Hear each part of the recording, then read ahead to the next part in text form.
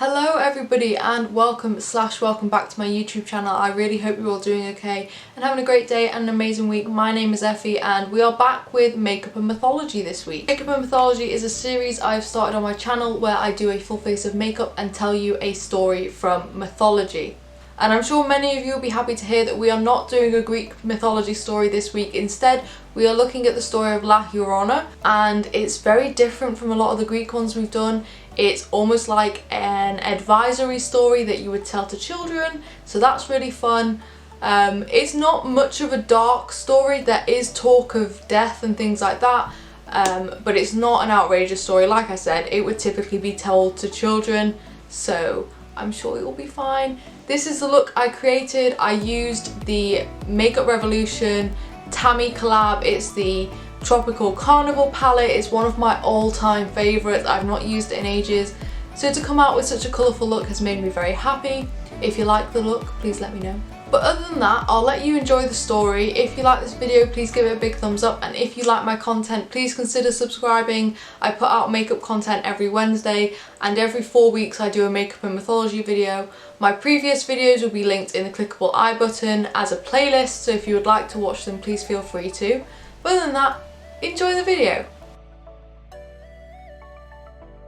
Okay, so today we are doing the story of Llorona. If I pronounce anything wrong in this video, I truly do apologise. I'm not a Spanish speaker, so I really am sorry. I will try my best. But let's get on with the story. So, Llorona, I believe, is Spanish for weeping woman. And she is a tall, thin spirit who is said to be blessed with natural beauty and long, flowing black hair. And she is said to wear a long flowing white dress, and she roams the rivers and the creeks weeping, and she wails, and all through the night she does this, and she is in search of children who she can drown. Now, as with a lot of mythology stories that I cover, the story does vary a lot from different sources. However, the common theme is that she is a doomed mother who drowned her children and now spends eternity searching for them in the rivers and lakes. So one of the versions is that she was christened Maria. That is a common thing. She is sort of called Maria. She was born into a peasant family. However, as she was so beautiful, both rich and poor men really did want her. And so she would spend her days in her family unit doing humble peasant work, but in the evenings she would put on her white gown and she would go down to the local fandango to fraternise with men. And these men would wait for her to turn up, and they would love it when she turned up. They would praise her and give her compliments, and she loved this. She loved the attention, she loved being out of the house. However, she did have 2 young boys, and these boys would often be left at home while she went out to fraternise with men. And one day, these boys were found drowned in the river, and some say that they drowned through neglect, although I don't fully understand that theory. How do you drown through neglect? I mean, I guess they might have drowned themselves, but other people believe that Maria drowned them. Now that is one version of events. It's quite a basic version, so I am going to tell you another version, which personally I prefer. It's all a bad story, okay? They're all terrible outcomes, but this one has a bit more reasoning behind it, a bit more of a story. But that is the short version. Her son's drowned. That's the end of it. But in this other story, Maria was a loving, caring woman who married a very rich man. And this man would lavish her with gifts and attention, and they were very loved up. It was a very good marriage at the start. However, once she'd given him 2 sons, her husband's behaviour started to change. He began drinking and womanizing, and he would often leave her for days at a time while he went out drinking and seeing other women, and then over time he would leave for longer periods, to the point where he would leave for months at a time and eventually would only return to see his two sons. And to Maria, and pretty much everyone, it seemed like her husband no longer cared about her. And he even spoke of leaving her to marry somebody who was of his level of wealth. So in this version, Maria is still born relatively poor and she marries rich, and now that she's given him two sons, he's not interested in her and now wants to marry somebody of his class.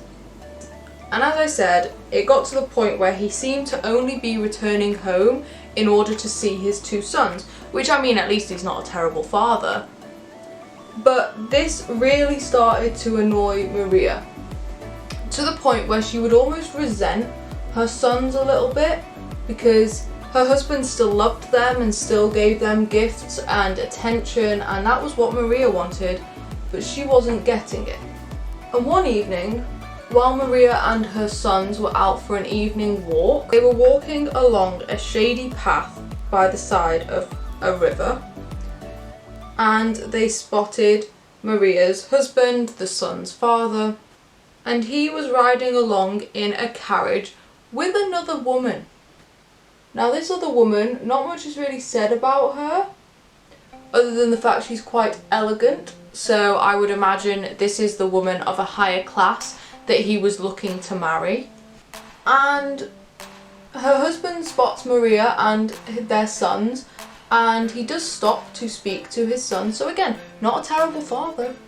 However, he completely ignores Maria.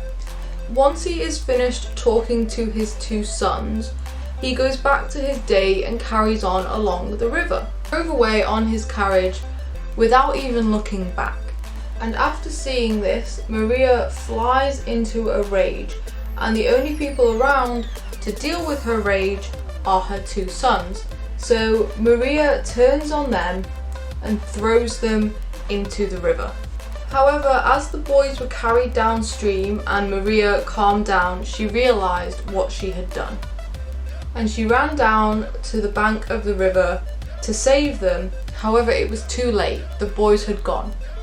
And Maria broke down in grief and started running along the streets, crying and wailing and calling out for her sons. And she mourned day and night, and she would not eat and she would not drink any water, and she wouldn't do anything to look after herself. She would only mourn her two sons. All she would do was walk along the riverbank searching for her two boys. And according to the story, at this point she was in her white gown searching for them endlessly. This sort of leads on to the whole seeing her in rivers and lakes and streams in her white gown. And she would cry endlessly, and the dress she was wearing would become soiled and torn, and as she ate less and less, she just got thinner and thinner, until eventually she just sort of looked like a walking skeleton. And finally, Maria died on the banks of the river, still searching for her boys. And her weeping and wailing became a curse of the night, and people became afraid to leave their houses at night for fear that they would run into her and she would attempt to drown them. And it is said that she would either be walking amongst the trees on the shoreline, or she would be in the river floating on the current with her dress sort of spread out all around her, which I think gives quite a peaceful look about her, but I guess if you saw that you'd probably be terrified. And this is where the myth sort of comes from, and from what I read, it's quite a common myth, and sightings of Maria became more and more common, and that's when she started to be called La Llorona, meaning weeping woman. And because of the sightings, children began to be warned not to go out after dark, or else she might throw them in the waters just like she did to her sons. Now, it's common that she would do this without mercy or hesitation. However, some stories state that she would do this just to children, and others state that she would do this to anybody that she came across. So that is the story of La Llorona and how she came to be. And now I'm just going to tell the story of a couple of sightings.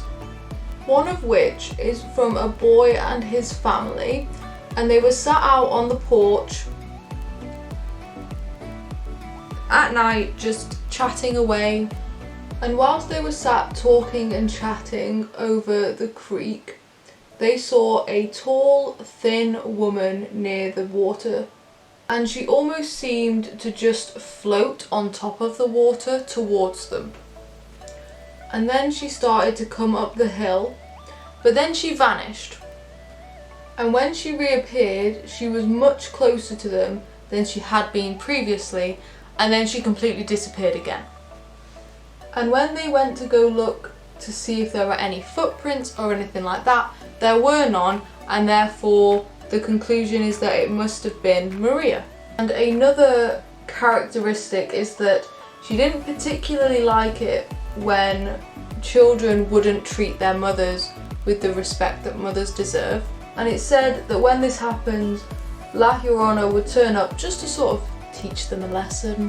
One version of this is the story of a very outspoken young boy who would often argue with his mother. And after a particularly heated argument, he left the house with his two younger brothers. And along the way, they were visited by La Llorona. And it is said that while they were on their way, I think they were in some sort of cart or something like that, but the boy who had argued with his mother was in front with one of his younger brothers. And as they were going on their way, at some point Maria just appeared between the two boys. And she sort of sat there silently and didn't say anything. But she would sit there and just wait. And she stayed there until the boy turned the cart around and went back home. And she did sort of, at this point, acknowledge the boys and say that she would return if he were to argue with his mother again. And there we go, that's all I have written down. So there we go, that is the story of La Llorona. I just quickly threw on the rest of my makeup. I quite like this story. You can really see parents telling this story to their kids to advise against going out late at night and to advise against disrespecting their parents. And that's quite nice, it brings a real family feel to it. Obviously the story itself is quite dark, but really it's no different to the other stories you sort of tell kids, like the story of the boogeyman and things like that. So I don't think it's too outrageous to tell this story to children. But overall I think it's quite nice, and I feel like a lot of cultures have these sort of advisory stories, and I really do like them. I've done a lot of Greek stories recently, and I think the next Makeup and Mythology video is going to be Greek. So this was a nice change of pace, and it was really fun to research it. I've never really looked into other cultures and their mythology stories, so this was a nice change, and I definitely am looking forward to doing more from outside of the Greek realm. If you have any that you would like me to look at, please just drop me a comment down below, and I will be very happy to do some research and make a story and do a video. That would be so much fun. Let me know what you think of the look. It's very colourful. I'm enjoying it. The lip doesn't match, but oh well. As always, everything I've used will be linked down in the description box, so if you are interested at all, please go and check that out. But other than that, I really hope you enjoyed the story. I hope you have a great day and an amazing week. If you like this video, please do give it a big thumbs up. If you like makeup content, please consider subscribing. I put out a video every Wednesday, and every 4 weeks there is another Makeup and Mythology video. There is a playlist that will be linked in the clickable I button if you would like to see the other stories I have covered. But other than that, I'll let you go and have a great day. See you next Wednesday for a non-mythology related video. Bye.